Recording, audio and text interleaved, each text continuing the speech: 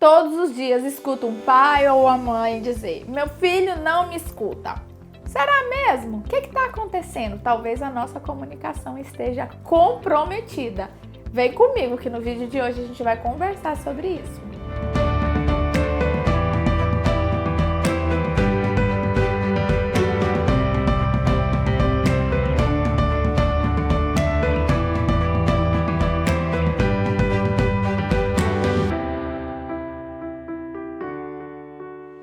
Meu nome é Roberta Rios, sou psicóloga. Estou aqui hoje para falar sobre a comunicação entre pais e filhos, entre responsáveis, professores, como é que isso pode estar truncado e a gente começa a repetir que os nossos filhos não nos escutam. Meu filho não me escuta, eu posso falar 10 vezes que, olha, o que está acontecendo aí que não estamos conseguindo ser escutados, ou estamos com essa ideia de que não somos escutados. Porque muitas vezes eles dizem: fulano não me escuta nunca. A gente precisa olhar para isso. É mesmo? Você tem certeza? Será mesmo que é nunca? Quais as outras coisas que você fala e que ele ouve? O que fica de bom nessa relação? O que você consegue que ele faça? Então talvez a gente precise mudar esse olhar sobre a comunicação, né? Sobre de que forma a gente está se comunicando para que a gente consiga ser escutado. Primeira coisa que eu vou dizer é: a gente precisa ter certeza que está sendo escutado. Realmente, às vezes, as crianças estão tão envoltas ali naquela brincadeira, ou no videogame, ou no celular, que eles não estão nos escutando, né? Eles não estão conseguindo prestar atenção para aquilo que a gente está falando. Eu sempre digo para os pais: disse uma vez, não foi ouvido, não repita. Levante de onde você está, vá até lá, segure na criança, no ombro, no braço, diga: filho, eu estou falando com você, eu gostaria que você me olhasse, que eu tenho uma ordem, um direcionamento, algo importante para lhe dizer. Quando a gente faz isso, essa criança ela se volta para nós e aí a gente tem certeza que ele está nos escutando. Né? A gente pede: dá uma pausa aí, eu peço lá em casa, dá uma pausa aí no videogame que eu preciso falar com vocês, dá uma pausa no programa, olha aqui pra mim, olhe pra mim. É diferente. Outra coisa, os gritos. Gritos silenciam a comunicação. As crianças não entendem mais o conteúdo, elas só ouvem o som, o grito. Então a gente acaba perdendo essa eficácia desse momento. Então a gente precisa voltar essa comunicação e fazer com que ela ocorra de forma mais efetiva. A gente reclama que não é ouvido, né? Que não é escutado. Mas o quanto a gente realmente se dispõe a escutar? Nós vamos ser escutados, nós vamos ser ouvidos, nós vamos ser atendidos pelos nossos filhos, na medida também daquilo que a gente consegue sentar e escutar. Mas é escutar, gente, não é escutar aqui com o celular na mão. Vai falando, fulano. Não, tô te ouvindo. Quantas vezes eles reclamam, né?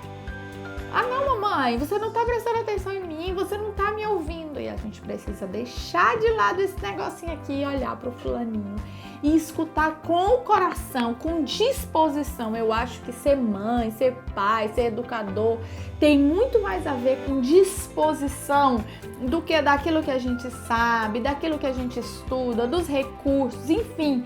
Tem muito da nossa disposição em querer aprender, em querer ouvir aquele fulaninho ali, sabe? Então sentar, olhar para ele no olhinho dele e dizer: diga, o que é? Vamos conversar. E querer se interessar. Tem coisas de criança que para nós pode ser bobagem, mas para eles coisas de criança são coisas sérias e a gente precisa levar a sério.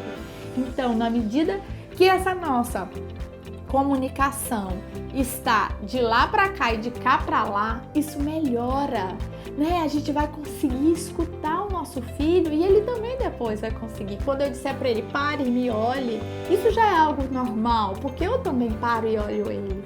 Entende? A gente ensina no espelhamento. muito ali na relação no dia a dia.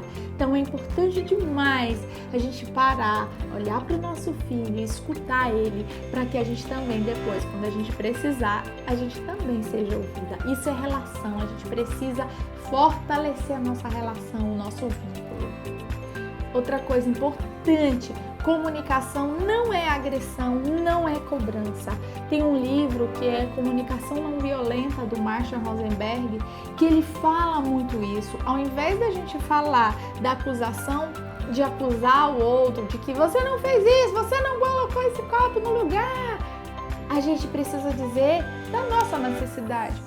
Olha, filho, para mim é algo muito importante que a casa esteja minimamente organizada. Então, é muito importante para mim que você coloque esse copo no lugar. É possível fazer isso? E quando eu digo isso, é diferente. Isso não serve só para os filhos, né, gente? Serve para os maridos, para as esposas, para a vida, no trabalho. É diferente eu dizer pro marido, olha, você nunca chega pro jantar, e aí eu fico aqui, é diferente eu dizer pra ele, olha, pra mim é importante que você chegue mais cedo pro jantar, pra que a gente possa conversar, pra que tenha um tempinho com as crianças. É diferente, eu tô dizendo da minha necessidade. Com os adolescentes, isso funciona muito. Dizer pro adolescente que ele não precisa arrumar o quarto dele, não é pra ele. É porque, para mim, é uma necessidade muito importante que aquele quarto esteja minimamente organizado. Eu não suporto ver roupa suja misturada com roupa limpa, por exemplo. Eu posso dizer isso para ele, que sou eu que não suporta. Porque quando a gente vem, impõe, diz para ele, não, você deixa tudo bagunçado, você não faz, vira só blá, blá, blá, sermão, e eles entram realmente por aqui e saem por aqui. Então eu preciso começar a dizer da minha necessidade, né? O que é importante para mim? O que você pode fazer sobre isso? E aí, se o vínculo está fortalecido, eles vão dizer, isso é importante para minha mãe, eu posso fazer um pouquinho aqui para que ela se sinta melhor nesse ambiente familiar que é nosso. E isso começa a mudar, isso vai mudar o resultado, isso muda tudo.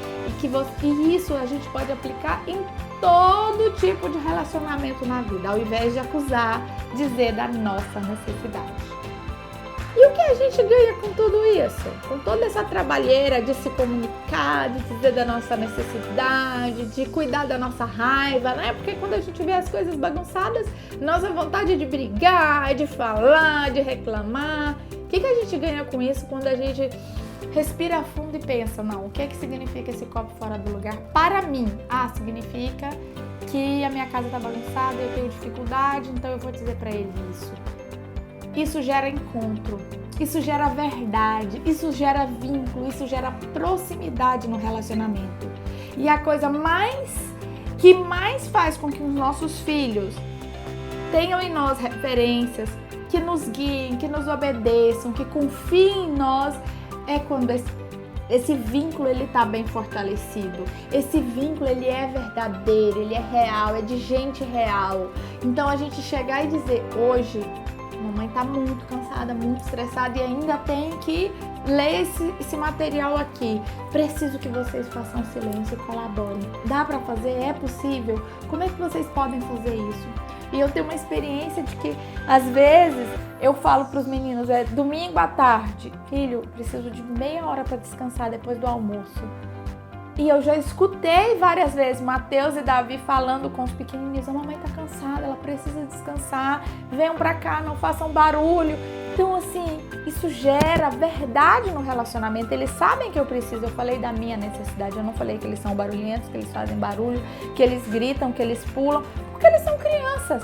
Então, eu posso dizer para eles que naquele momento eu preciso de 5 minutos de paz, que eu preciso que eles fiquem quietos, que eu preciso que eles colaborem, porque eu estou frágil em algum aspecto da minha vida. Isso gera encontro, isso gera verdade, isso gera comunicação. Comunicação não é acusação, não é cobrança, não é grito, não é ordem. Comunicação é uma via de mão dupla em que eu sou capaz de escutar absorver, me interessar pelo outro e vice-versa. Aquele outrinho ali também tem essas mesmas capacidades. Isso gera consideração pelo outro, cuidado e amor nesses encontros. E com isso nós temos uma vida familiar mais agradável, mais tranquila, mais saudável, que as pessoas não estão estressadas o tempo todo. Então a gente pode cuidar disso cuidando dessa comunicação, que é tão importante. Eu recomendo que vocês leiam esse livro, né? Comunicação Não Violenta. É um livro fantástico que abre o caminho não só na vida familiar, mas em todos os outros relacionamentos. O vídeo de hoje foi esse. Eu espero que vocês tenham gostado. Não se esqueçam de se inscrever no canal e me seguir nas outras redes sociais. Um beijo, fiquem com Deus.